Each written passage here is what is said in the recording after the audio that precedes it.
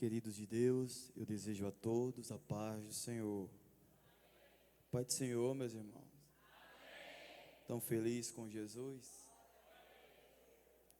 Por favor, quem trouxe a sua Bíblia, abra por gentileza a carta do apóstolo Paulo aos irmãos que estavam em Filipenses. Quando você encontrar a epístola, localize o capítulo de número 2. Quero externar a Deus a minha imensa gratidão por chegar aqui. Quero agradecer a Deus pela vida do pastor Emanuel Queiroz, que nos facultou o convite. Quero louvar a Deus pela vida dos irmãos que fazem parte da coordenação de missão. Que Deus recompense os seus feitos e vos abençoe.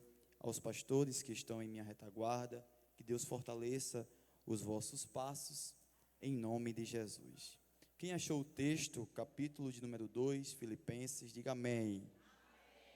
Versículo de número 5, diz assim a palavra do Senhor: de sorte que haja em vós o mesmo sentimento que houve também em Cristo Jesus, que sendo em forma de Deus, não teve por usurpação ser igual a Deus, mas fez a si mesmo de nenhuma reputação, tomando a forma de servo, fazendo-se semelhante aos homens, e achado na forma de homem, humilhou-se a si mesmo, sendo obediente até morte, e morte de cruz.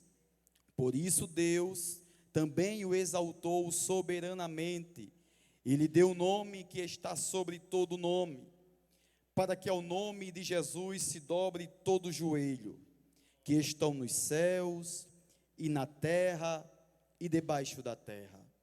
E toda língua confesse que Jesus Cristo é o Senhor, para a glória de Deus Pai. Amém. Queridos irmãos, diante do texto ao qual nós lemos, a princípio podemos destacar as duas naturezas de Cristo. Do versículo 5 ao versículo de número 8, Paulo destaca para nós a humanidade de Cristo. Versículo de número 9 ao versículo de número 11, Paulo relata para nós o Cristo glorificado, aonde todos os joelhos se dobrarão e sendo assim confessarão como Senhor.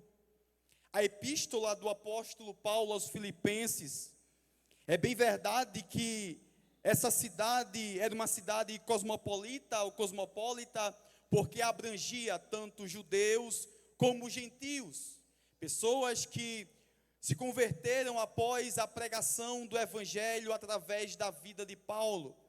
A cidade de Filipe estava localizada mais ou menos no norte da Grécia, aí na região chamada da Macedônia, na época de Paulo. Filipe II, pai de Alexandre o Grande, tomou esta cidade da antiga Trácia, por volta de 357 a.C. É bem verdade que ele ampliou, fortaleceu, e lhe deu esse nome em homenagem à sua pessoa. Esse pujante centro comercial, de muitas passagens, estava situado justamente no cruzamento de rota entre a Europa e a Ásia. O local era propício, o local era louvável, e Paulo usa de estratégia para que o evangelho fosse pregado. É bem verdade, queridos irmãos, que esta cidade, formada por pessoas de diversas áreas, era uma cidade onde era bem sucedida, economicamente, socialmente, politicamente, mas estava faltando algo que é mesmo que o seu coração, o coração do povo, ainda necessitava de algo para preencher as lacunas do seu coração. E quando eu falo de preencher, eu estou me referindo ao Evangelho. E nós, como aprendemos nesse texto, e vimos com Paulo, a humildade de Cristo. Nós vimos através de Paulo a glória manifestada em Cristo Jesus. Só que quando nós aprendemos em que o olhar de Cristo não é um olhar humano, Jesus, ele pega as coisas desprezíveis, a qual o homem descarta, a qual o homem não dá nenhum crédito, ao ponto que Paulo, pregando aos Coríntios, ele vai dizer que a palavra da cruz é loucura para os que perecem, mas para nós que somos salvos, é o poder de Deus. E nesta noite eu quero pregar subordinado ao tema, a cruz de Cristo, é o maior símbolo de amor, e eu vou repetir, a cruz de Cristo é o maior símbolo de amor. Quando Paulo está pregando aos irmãos que estão em Filipenses, Paulo traz uma mensagem de alegria, Paulo traz uma mensagem de fortalecimento. Capítulo de número 1, versículo de número 3, Paulo vai dizer: eu dou graças a Deus por vós, todas as vezes que eu me lembro de vós. Agora perceba e olhe para cá, Paulo não está fora, Paulo não está em Filipe, Paulo está preso em Roma, mas a alegria de Paulo é: eu dou graças a Deus quando eu me lembro de vocês. Por qual motivo? Por ver os irmãos firmes e inabalável na fé em Cristo Jesus. É bem verdade que por causa do Evangelho, Paulo agora está preso, impossibilitado fisicamente de visitar os irmãos, mas isso me chama a atenção, e a carta aos Filipenses é considerada a carta da alegria. Mas como é que pode alguém que está preso, mas está feliz? Como é que pode alguém que apanhou, foi chicoteado, humilhado, passou fome, passou nudez, passou frio, mas está feliz dentro da prisão? Sabe o que é isso? O Evangelho. Porque o Evangelho não começa no lado externo, o Evangelho começa na alma para fora. O Evangelho não começa superficial, mas o tratamento do Evangelho é de forma radical. Começa no coração, começa na alma, começa na mente. E sendo assim, quem está de fora percebe, está passando por luta, mas está feliz, está passando por prova, mas não abandona o barco, está passando por dificuldade, mas não deixa esse Jesus. Sabe por quê? Felicidade que está com Jesus de Nazaré. Sabe por quê, irmão, você está de pé até hoje? É porque o Evangelho está dentro de você. Porque se fosse pela sua vontade, você chegava para o responsável, para o pastor e dizia: pastor, eu não quero mais nada disso, eu não quero me envolver na obra, eu não quero mais fazer. Escute isso aqui, você não está fazendo para o homem, você está fazendo para Deus, e quem faz para Deus tem recompensa.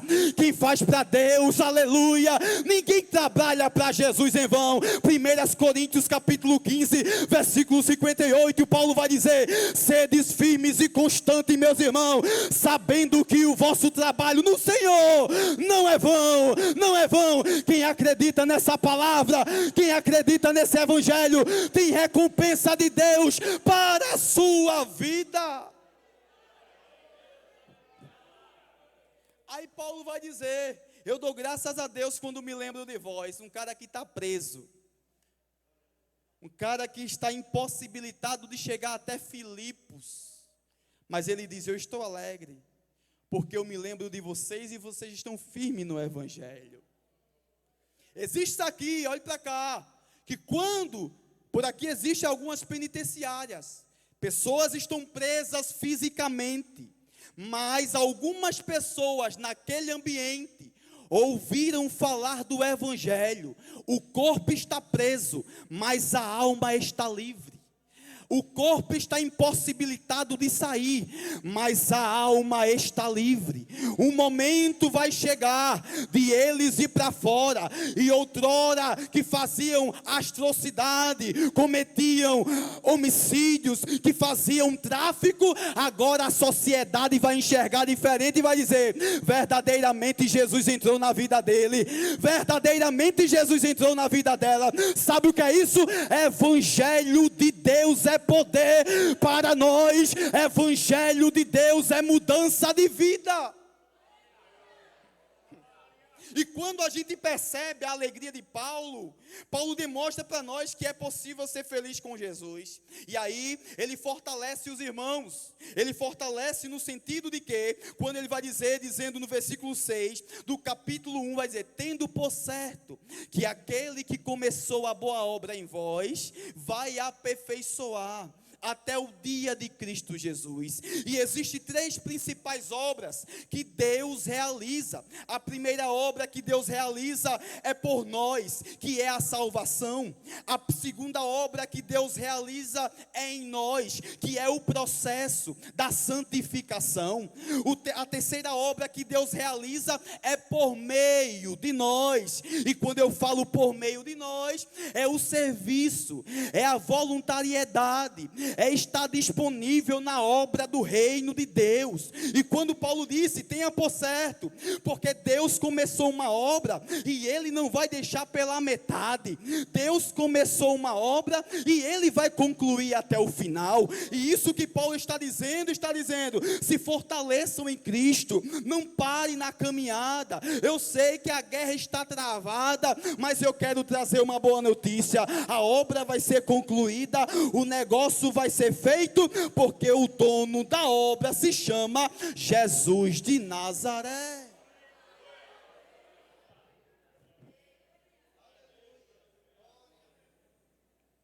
E quando Paulo destaca para nós essas duas naturezas de Cristo, a sua humanidade foi difícil. Cristo, como homem, sofreu tentação, Mateus capítulo 4. Jesus, como homem, João capítulo 6, foi abandonado por muitos dos seus discípulos, sendo assim, sentindo-se a solidão.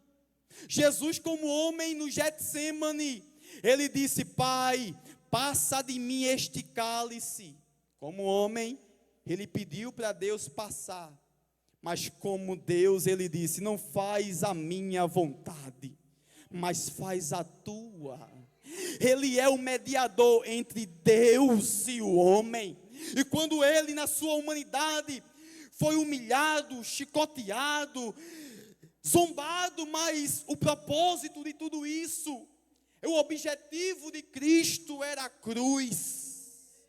E a gente percebe, a gente sabe que Jesus sofreu, a gente sabe que humilharam o nosso mestre, mas Jesus, não mataram ele se entregou por mim e por você. E isso nos mostra que ele tem todo o poder. Ele poderia descer da cruz, ele poderia voltar no meio do caminho, mas ele tem uma obra para realizar, e esta obra se chama salvação. E é por este motivo, por causa da obra de Jesus, nós estamos aqui nessa noite. Eu quero abrir um parênteses e dizer aqui: você não é obra do acaso, você não é obra do acaso, você não chegou aqui por acaso. Há um Deus que morreu por você, ele se encarnou em Jesus Cristo e disse: você é minha filha, você é meu filho. Quem pode se alegrar com esta mensagem? A cruz de Cristo é o símbolo do amor para conosco. Bendito seja o nome de Jesus. A humanidade de Cristo é o reflexo do seu sofrimento. A humanidade de Cristo nos ensina a ser mais crente, porque Ele sofreu por mim, sofreu por você. E isso nos faz a gente valorizar a graça, não banalizar, porque se a graça já é um favor imerecido, eu não posso tratar a graça de todo jeito. Eu preciso tratar a graça como um favor que eu estava distante, mas a graça foi lá, obreiros, a graça foi lá e estendeu a mão para nos resgatar. A obra de Jesus, salvação. A humanidade de Cristo é sofrimento. Isaías 53, foi levado ao matadouro, como um cordeiro mudo, não abria a boca. mas ele tomou. Tomar é algo que está na mão do irmão, e eu tomo e digo: isso aqui não é seu, isso aqui é meu. Ele tomou sobre si as nossas enfermidades. Ele disse: isso aqui não cabe para você, você não tem condição de carregar isso aqui, então eu vou tomar, eu vou levar no meu corpo as marcas, mas nessas marcas está escrito perdão de pecado, salvação, renovo, restauração, vida nova. É isso que o Evangelho de Jesus nos traz. Cada marca do seu sofrimento é o reflexo do seu amor por nós. E quando a gente percebe que Paulo, ele deixa claro aqui no capítulo 2, a humildade de Cristo. E ele vai dizer, versículos anteriores: nada façais por contenda ou por vanglória, mas por humildade. Cada um considere os outros superiores a si mesmo. Não atente cada um para o que é propriamente seu, mas cada um para o que é dos outros. Aí no versículo 5 ele vai dizer: de sorte que haja em vós o mesmo sentimento que houve em Cristo de Jesus. Que sentimento é esse? Sentimento de amor, sentimento de serviço, sentimento de humildade. Era isso que o texto está nos dizendo. É isso que Paulo falou para os irmãos que estavam em Filipe. E isso nos mostra que Deus, em seus atributos incomunicáveis, como onipotência, onisciência, onipresença, nós não temos condição, mas quando se trata do atributo comunicáveis de Deus, está se referindo ao amor, está se referindo à compaixão, está se referindo à misericórdia. Aí é por isso que Paulo vai dizer: de sorte que haja em vós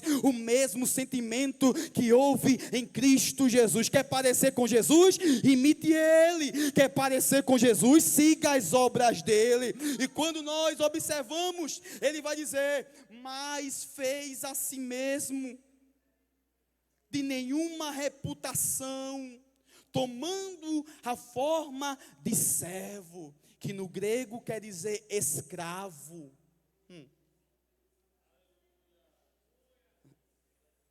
Escravo, fazendo-se semelhante aos homens.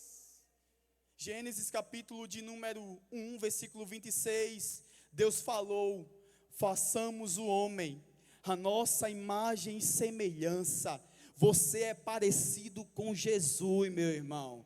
Você é parecido com Jesus. Isso é uma alegria, porque Deus, isso é uma demonstração do seu amor, da sua bondade, da sua graça para conosco, nos fazer parecido com Ele. Então perceba que Ele se fez semelhante. E quando nós observamos no versículo 7, vai dizer que: mas fez a si mesmo de nenhuma reputação. Aí no versículo 8 ele vai dizer: achado na forma de homem, humilhou-se a si mesmo. Não humilharam Jesus. Paulo diz que ele se humilhou, e quando ele se humilhou, ele estava sendo obediente até morte, e morte de cruz. Jesus deixou claro na sua palavra que por causa do Evangelho nós seríamos odiados. Jesus deixou escrito que por causa da sua palavra, que por causa do nome de Jesus, nós seremos odiados. Mas tem uns negócios: nós não estamos só. Ele também falou: eu estou convosco todos os dias, até a consumação do século, do século, do século.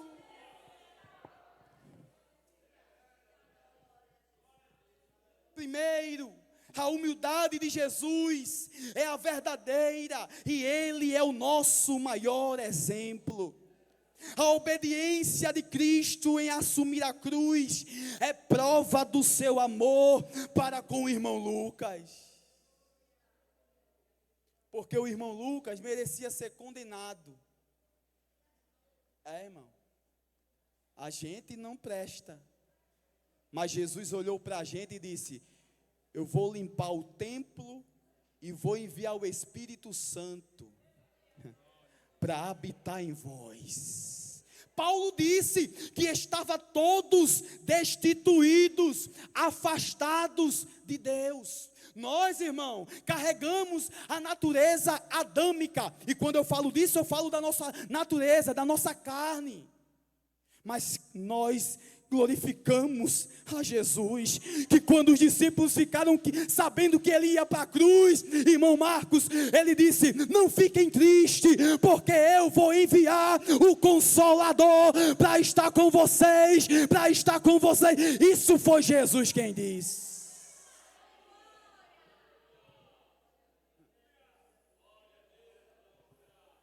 A obediência de Cristo em assumir a cruz prova para nós o seu amor. Jesus em obediência revela para nós que Ele venceu e nos traz a verdadeira segurança. Ainda que princípios foram quebrados no jardim do Éden, mas na cruz a aliança foi feita novamente. No jardim Adão destruiu o relacionamento, mas na cruz Jesus disse: agora vocês são filhos de Deus, agora vocês são amigos de Deus. Na cruz do Calvário.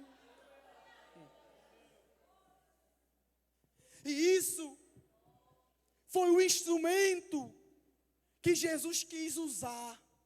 E a cruz, nos tempos antigos, morte de cruz era a mais terrível situação. Cruz significa humilhação, sofrimento e dor. Jesus poderia muito bem escolher a manjedoura, escolher o barco que utilizou para chamar os discípulos para fazer parte da escola apostólica. Poderia ser o símbolo da toalha que lavou os pés dos discípulos, mas não. Ele escolheu a cruz. E quando ele escolhe a cruz, é lá na cruz que estava pendurado os nossos pecados, as nossas deficiências, as nossas fragilidades, porque Ele assumiu a cruz. Ele não rejeitou a cruz, porque Ele foi o servo obediente. Se alegre, porque Ele assumiu um lugar que era nosso. É motivo da gente entender que Jesus Cristo nos amou primeiro. E aí, nós percebemos que no versículo 8, ele foi achado em forma de homem, humilhou-se a si mesmo. E nós, quando Paulo diz que ele acompanha os passos da humilhação de Jesus, esvaziou-se, ele está colocando de lado o uso independente dos seus atributos. Ele está deixando de lado o que poderia usar para se livrar da cruz, mas ele não usa, ele se esvazia, ele deixa o seu trono, ele deixa a sua glória, ele deixa a sua majestade e vem na terra sofrer por nós, morrer por nós, nos ajudar a ser íntimo, companheiro, chamar de amigo. Você pode chamá-lo de amigo. Não precisa mais anualmente o sacerdote enviar a sua oferta em prol do seu sacrifício. Não, nós temos o sumo sacerdote que intercede por nós. Hebreus capítulo 4, versículo 14 em diante vai dizer: visto portanto que temos um grande sumo sacerdote que entrou no céu, Jesus, o Filho de Deus, apeguemo-nos firmemente aquilo em que cremos. Nosso sumo sacerdote entende as nossas fraquezas, pois enfrentou as mesmas tentações que nós, mas nunca pecou. Aí no versículo 16, o autor aos Hebreus vai dizer: assim, aproximemo-nos com toda a confiança do trono da graça, onde receberemos misericórdia e encontraremos graça para nos ajudar quando for preciso. Ele se torna humano permanentemente em um corpo físico pelo pecado, mas não peca. Está em carne, mas não pecou. Suportou as tentações, venceu as provações, e isso nos mostra o quanto Jesus nos serviu. Ele usou o corpo para ser servo, e levou esse corpo à cruz, e voluntariamente morreu por nós.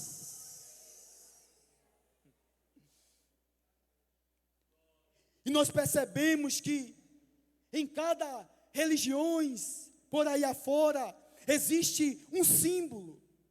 E no budismo, por exemplo, roda da Dharma, que é também conhecida a roda da lei ou da doutrina, é um símbolo central do budismo. O judaísmo, por exemplo, tem como símbolo a estrela de Davi, com suas 6 pontas, simboliza a união entre o céu e a terra. O islamismo é a lua crescente como estrela, é um símbolo que remete ao Império Otomano, que passou a ser utilizado na cultura islâmica. Mas o cristianismo, o símbolo se torna a cruz de Cristo.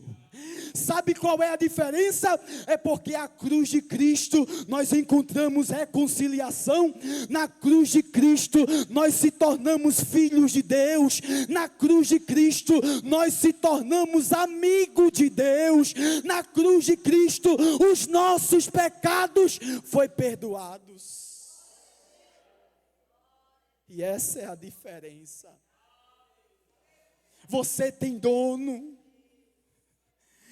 Certa vez John Stott falou: se a cruz não for o centro da nossa religião, a nossa religião não é a de Jesus.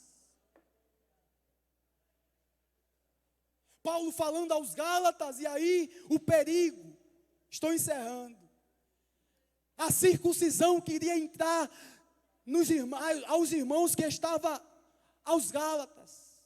E aí Paulo vai dizer que a única marca que eles deveriam carregar era a marca da cruz de Cristo. Ninguém quer carregar a cruz, e às vezes nós achamos que está tão pesada ao ponto de acharmos que não vamos conseguir. Mas a cruz de Cristo nos mostra que é possível. E Jesus, quando estava indo para o Calvário, carregando a cruz, ele não aguenta e cai. O Simão Cirineu chega para ele e ajuda a carregar a cruz. Quando a cruz estiver pesada demais, não jogue pelo caminho. Deus vai enviar um Cirineu para lhe ajudar. Deus vai enviar um Cirineu para estender a mão. Deus vai enviar alguém para dizer: levanta e anda.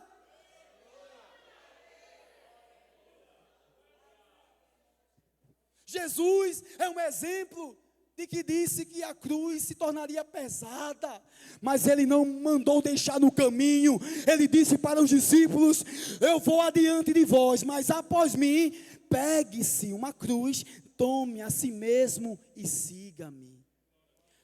A cruz faz parte do Evangelho. A cruz faz parte do Evangelho.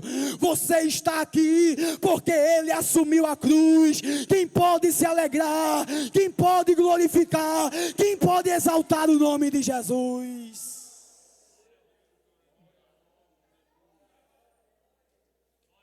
Cristo veio para fazer o que o homem jamais teria condição de realizar. Cristo veio com um propósito. E eu falei da humanidade de Cristo. Versículo 9 em diante, Paulo agora vê Cristo como glorificado, aquele que não está mais sofrendo, mas aquele que todo joelho se dobrará, que toda língua confessará que Ele é o Senhor. E esse Cristo glorificado, João viu na ilha chamada Patmos, e ele vai dizer as suas características: os seus olhos como chama de fogo, o seu cabelo é branco como a lã, na sua coxa está escrito que ele é o Rei dos Reis, os seus pés é como latão reluzente, refinado na fornalha, a sua voz é como voz de muitas águas, e da sua boca saía uma espada aguda de 2 gumes. Esse é o Cristo glorificado.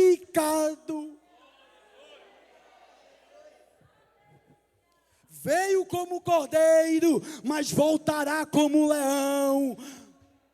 Usou uma coroa de espinho, mas voltará com uma coroa de glória.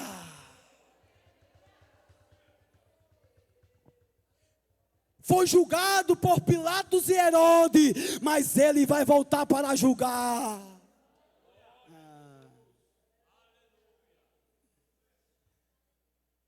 Ele está voltando. E guarde no seu coração: a cruz de Cristo é o símbolo perfeito e a demonstração do seu amor para conosco. Não abandone a sua cruz. Evangelho não é facilidade. Não. Se eu dizer que estou mentindo. Evangelho não é facilidade. Evangelho é felicidade. É alegria. Você não está só nesta peleja. Jesus Cristo está voltando. E chegará o dia que toda língua confessará, toda língua vai dizer que Ele é o Senhor, para a glória de Deus Pai. Que Deus abençoe, em nome de Jesus.